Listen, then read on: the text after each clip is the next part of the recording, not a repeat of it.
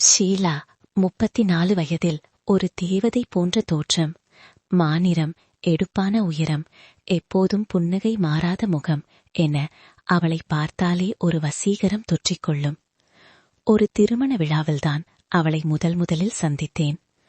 தூரத்து உறவு என்றாலும் அவளது தனித்துவம் என்னை ஈர்த்தது. திருமண மண்டபத்தின் பரபரப்பில் தன் மகனை ஒரு கையில் பிடித்துக்கொண்டு ஓடி ஓடி வேலை செய்து கொண்டிருந்தாள் ஷீலா. தற்செயலாக சாப்பிடும் இடத்தில் அருகருகே அமர்ந்தோம். அவளது மகன் விளையாட்டாக என் அப்பளத்தை எடுக்க அவள் தன் நிலையில் இருந்ததை எனக்கு கொடுத்து சாரி என்றாள். அந்த ஒரு சிறிய புன்னகையில் எங்கள் நட்பு மலர்ந்தது. அவள் எனக்கு அக்கா முறை வேண்டும் என்று சொன்னபோது, நல்ல வேளை சொன்னீங்க, நான் வேற ஏதோ நினைச்சேன் என்று விளையாட்டாக சொன்னேன். அன்று அவளது மகன் கேட்ட தின்பண்டங்களை நான் வாங்கி கொடுத்தது அவளுக்கு என் மீது ஒரு நம்பிக்கையை ஏற்படுத்தியது. கிளம்பும்போது அவள் மகன் மூலமாக ஒரு துண்டு சீட்டில் தன் கைபேசி எண்ணை கொடுத்துவிட்டு சென்றாள். அன்று இரவு தொடங்கிய வாட்ஸ்அப் உரையாடல் மெல்ல மெல்ல ஆழமானது. தனது தனிப்பட்ட வாழ்க்கை, கணவருடனான புரிதல் குறைபாடு என எல்லாவற்றையும் என்னிடம் பகிர்ந்து கொண்டாள். பெண்கள் மனம் விட்டு பேசுவதை நான் ரசிப்பேன் என்று நான் சொன்னது அவளுக்கு பிடித்திருந்தது. பல நாட்கள் அலைபேசியில் பேசிய பிறகு ஒரு வெள்ளிக்கிழமை மாலை அவளது அழைப்பு வந்தது.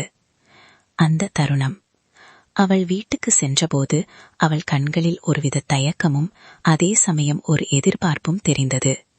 நான் அவளது கைகளை பற்றிய போது அவள் மெல்ல சிலிர்த்தாள்.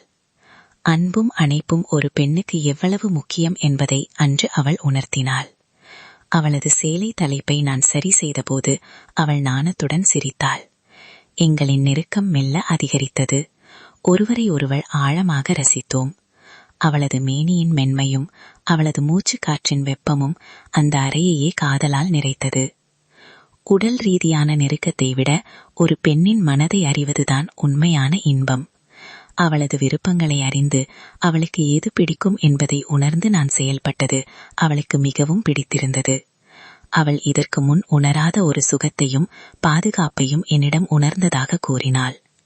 நேரம் போனதே தெரியாமல் அந்த இரவு முழுவதும் அவளது அணைப்பில் கழிந்தது.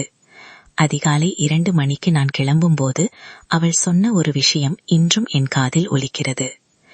எல்லாரும் அவங்க சந்தோஷத்தை மட்டும்தான் பாப்பாங்க, ஆனா நீ என்னோட சந்தோஷத்துக்கு முக்கியத்துவம் கொடுத்த, அதுதான் உன்கிட்ட எனக்கு பிடிச்ச விஷயம் என்றாள்.